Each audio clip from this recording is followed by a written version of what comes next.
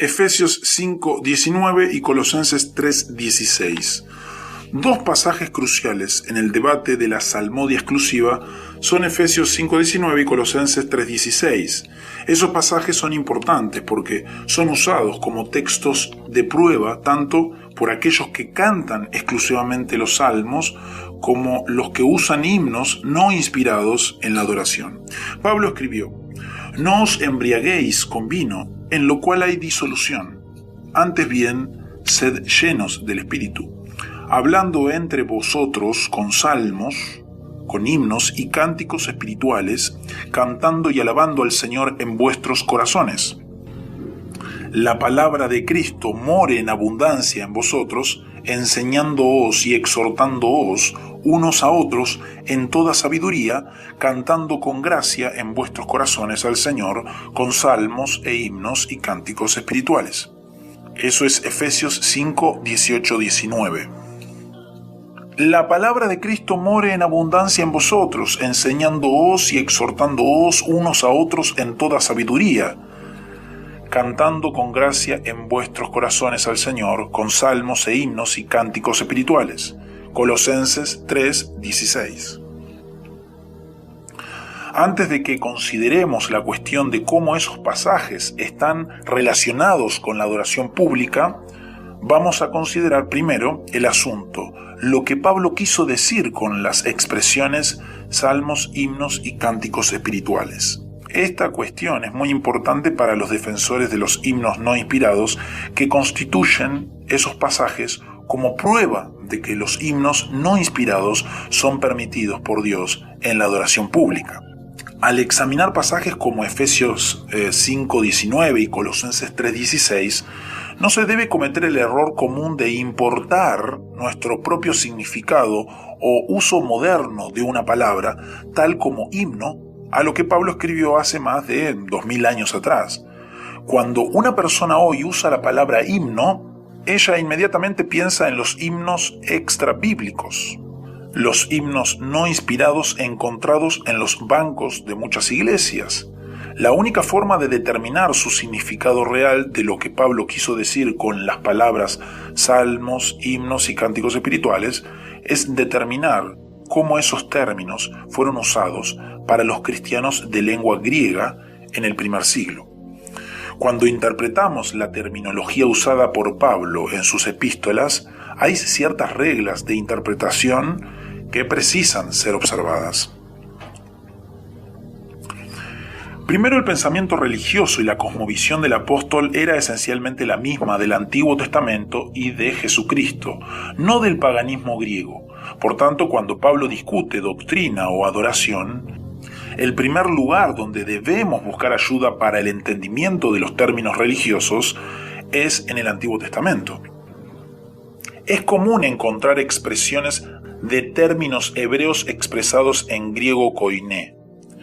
Segundo, debemos tener en mente que las iglesias que Pablo fundó en Asia consistían de judíos convertidos, gentiles prosélitos del Antiguo Testamento y gentiles paganos. Esas iglesias poseían la versión griega del Antiguo Testamento llamada la Septuaginta. Cuando Pablo expresó ideas del Antiguo Testamento para una audiencia de gentiles de habla griega, él usó la terminología religiosa usada por la Septuaginta.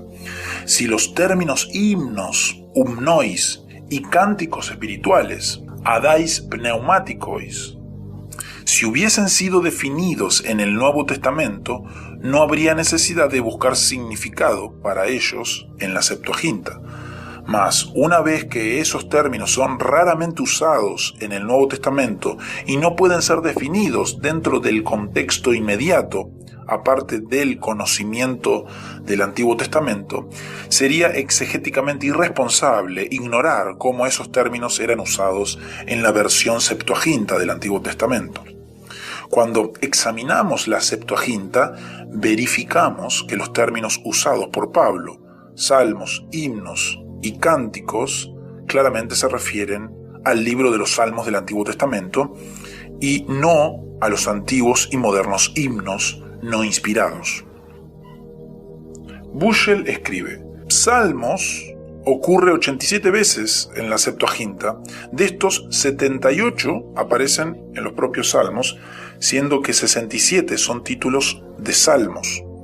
De la misma forma, el título de la versión griega del Salterio, Humos, ocurre 17 veces en la Septuaginta, 13 de las cuales están en los salmos, siendo 6 de ellos en los títulos. En Primera de Samuel, Primera y Segunda de Crónicas y Nehemías hay cerca de 16 ejemplos en los cuales los salmos son llamados himnos, humnoi, o cánticos, odai, y el cántico de ellos es llamado cantar alabanzas, humneo, humnodeo, humnesis. Ode ocurre unas 80 veces en la Septuaginta, 45 de los cuales en los salmos, 36 en los títulos de los salmos.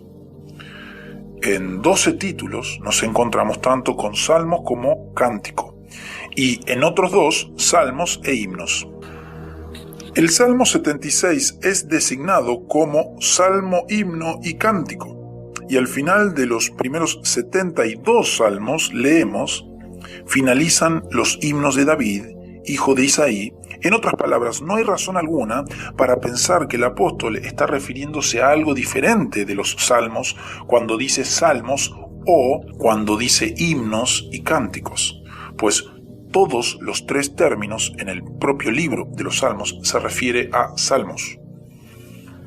Ignorar cómo en la audiencia de Pablo estos términos son definidos por la Biblia y cómo la audiencia de Pablo los entendía, y aplicarles significados modernos, no bíblicos, es una pésima práctica exegética.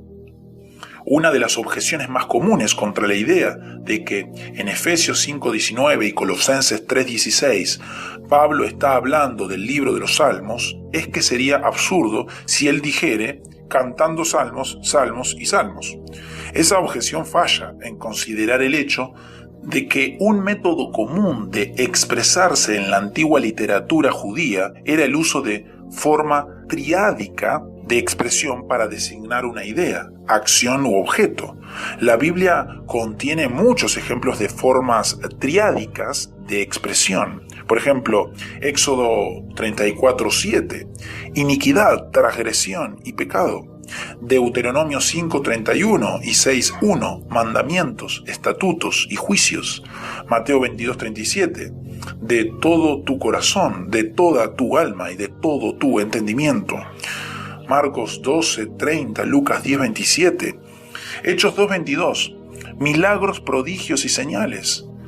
La distinción triádica utilizada por Pablo sería prontamente entendida por aquellos que ya estaban familiarizados con sus salterios hebreos del Antiguo Testamento y la Septuaginta griega, donde los títulos de los salmos son distinguidos como salmos, himnos y cánticos. Esta interpretación hace justicia a la analogía de las escrituras, esto es, la escritura es su mejor intérprete. La interpretación de que salmos, himnos y cánticos espirituales se refiere al libro inspirado de los salmos también recibe apoyo de la gramática y del contexto inmediato de esos pasajes. En Colosenses 3:16 somos exhortados que la palabra de Cristo habite en vosotros ricamente. En este pasaje la palabra de Cristo es claramente sinónimo de palabra de Dios. En 1 de Pedro 1:11 es dicho que estaba en los profetas del Antiguo Testamento y a través de ellos testificaba, como es dicho, el Espíritu de Cristo testificó de esas cosas a través de los profetas. Entonces Cristo fue el verdadero autor de las Escrituras. Preeminentemente entre estas profecías referentes a Cristo está el libro de los Salmos y por tanto Cristo es el autor de los Salmos. Después que Pablo exhorta a la iglesia de Colosas a que la palabra de Cristo habite ricamente en ellos, inmediatamente les indica el libro de los Salmos, el libro que comprende de manera más sucinta y bella todo lo que se contiene en la Biblia. Un libro muy superior que cualquier libro devocional humano, sobre el cual Calvino declaró ser una anatomía de todas las partes del alma, un libro que es un compendio de toda divinidad. ¿Usted cree que las Escrituras, la palabra de Cristo, está habitando en nosotros cuando cantamos himnos de composición no inspiradas en nuestros cultos? No, no está. Si tenemos que cantar y meditar en la palabra de Cristo, tenemos que cantar las palabras que Cristo escribió por su Espíritu, el libro de los Salmos. La gramática también apoya la afirmación de que Pablo estaba hablando del libro de los Salmos. En la Biblia en inglés, el adjetivo espiritual se aplica solamente a la palabra cánticos, cánticos espirituales. En la lengua griega, sin embargo, cuando un adjetivo inmediatamente sigue de dos sustantivos, eso se aplica a todos los otros sustantivos precedentes. John Murray escribe: ¿por qué la palabra pneumáticos, espiritual, califica odais y no pslamoi y himnois? La respuesta más razonable a esta cuestión es la palabra pneumaticais, califica todos los tres dativos y su género femenino es debido a la atracción por el género del sustantivo que está más próximo. Otra posibilidad distinta, hecha particularmente plausible por la omisión de copulativa en Colosenses 3:16, es que cánticos espirituales son géneros y salmos e himnos son especies. Esta, por ejemplo, es la visión de Meyer. En cualquiera de esas afirmaciones, salmos, himnos y cánticos son todos espirituales y, por tanto, todos inspirados por el Espíritu Santo. La relación de eso con el asunto en cuestión es perfectamente visible. Himnos no inspirados están automáticamente excluidos. Si alguien quisiese argumentar que espiritual no se aplica a salmos e himnos, entonces precisa responder a dos preguntas pertinentes. Primera, ¿por qué Pablo estaría insistiendo en la inspiración divina para los cánticos y, sin embargo, permitir himnos no inspirados? Podemos asegurar tranquilamente que Pablo no era irracional. Segundo, dado el hecho de que salmos se refiere a cánticos divinamente inspirados, no sería bíblico dejar de aplicar a espirituales en el mismo sentido. Además de que ya demostramos que salmos, himnos y cánticos espirituales se refiere al libro divinamente inspirado de los salmos, es apenas natural aplicar espiritual a todos los tres términos.